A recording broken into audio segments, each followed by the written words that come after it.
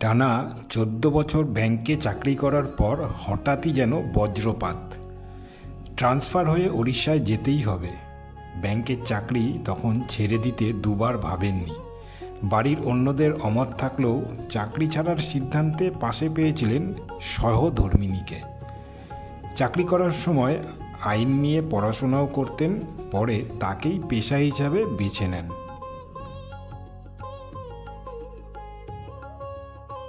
আমি গল্প বলছি বাঙালির জটায়ু সন্তোষ দত্তকে নিয়ে। বাঙালির হৃদয়ে জটায়ু বলতে একজনই। ফেলুদার গল্প পড়তে গিয়ে বা সিনেমা দেখার সময় সবার আগেই চোখে ভেসে ওঠে তার মুখ। তিনি সন্তোষ দত্ত। কিংবদন্তি সত্যজিৎ রায়ের পরশপাথর ছবি দিয়েই বাংলা সিনেমার পথ চলা শুরু। সিনেমা প্রেমিকদের কাছে তিনি জটায়ু। একই মানুষ আবার ওগবধূ সুন্দরীর অবলাকান্ত চরিত্রে অসাধারণ অভিনয় করে একটি লেজেন্ড পর্যায়ে নিয়ে গেছেন নিজেকে। ক্রিমিনাল লয়ার হিসেবে আদালতে জেরা করতেন।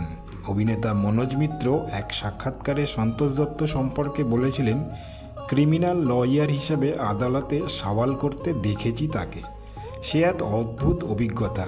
দোর্দণ্ড প্রতাপ সন্তোষ দত্ত প্রবল ব্যক্তিত্ব নিয়ে তুখোড় ইংরেজিতে একের পর এক প্রশ্নবাণে ধরাশায়ী করে দিচ্ছেন প্রতিপক্ষকে।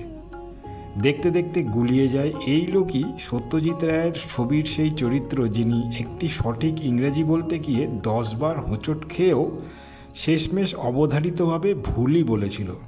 কিংবা প্রচণ্ড সিরিয়াস কন্ডিশনে দুরন্ত টাইমিংয়ে ফেলুদা আর তোপসের মাঝে জুবুথুবু হয়ে বসে হঠাৎ প্রশ্ন করে ফেলে, উট কি কাঁটা বেঁচে খায়?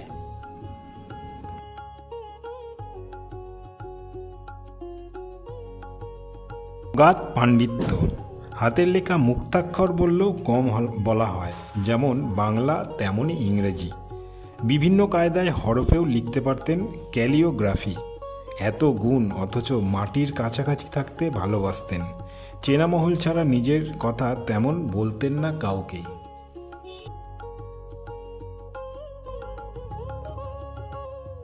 সন্তোষ দত্ত প্রয়াত হওয়ার পর ফেলুদা সিরিজের আর কোনো ছবি পরিচালনা করেননি সত্যজিৎ রায়ের মতো কিংবদন্তি। আসল কারণ জটায়ু চরিত্রে অভিনেতা না পাওয়া। এরপর সত্যজিৎ পুত্র সন্দীপ রায় চেষ্টা করেছেন, কিন্তু বাঙালির হৃদয়ে জটায়ু বলতে একজনই, তিনি সন্তোষ দত্ত। শুন্ডি রাজা ও হাল্লা রাজা পরস্পর বিরোধী এই দুই চরিত্রে সন্তোষ দত্ত অসাধারণ অভিনয় কেউ কোনোদিন ভুলতে পারবেন? ভালো রাজার সহজ সরল অভিব্যক্তি এবং খারাপ রাজার হিংস্র কুটিল অভিব্যক্তি নিখুঁত অভিনয়ে ফুটিয়ে তুলেছিলেন। অভিনয়ের ভারসাম্যের ক্ষেত্রে অত্যন্ত কঠিন, যা তিনি অত্যন্ত সহজাতভাবে করতে পারতেন। সেই জন্যই তিনি জটায়ু।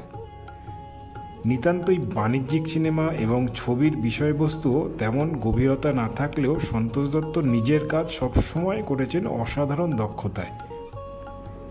কট্টর মোহনবাগান সমর্থক সন্তোষ দত্ত রীতিমতো টিকিট কেটে গ্যালারিতে বসে খেলা দেখতেন। ভালোবাসতেন রান্না করতে। ছুটির দিন হলেই বাজারে গিয়ে নিজের হাতে মাংস আনতেন। ছিল অগাধ পাণ্ডিত্য। তার হাতের লেখা মুক্তাক্ষর বললেও কম বলা হয়। যেমন বাংলা তেমন ইংরাজি। বিভিন্ন কায়দার হরফেও লিখতে পারতেন, জানতেন ক্যালিওগ্রাফিও। এত গুণ অথচ মাটির কাছাকাছি থাকতে ভালোবাসতেন। চেনা মহল ছাড়া নিজের কথা তেমন কাউকেই বলতেন না। এমন ছোট ছোট ঘটনা বা গল্প শুনতে হলে সাবস্ক্রাইব করে রাখুন। তাহলে আবার আসবো কোনো নতুন এক অজানা জানা গল্প নিয়ে। ভালো থাকবেন।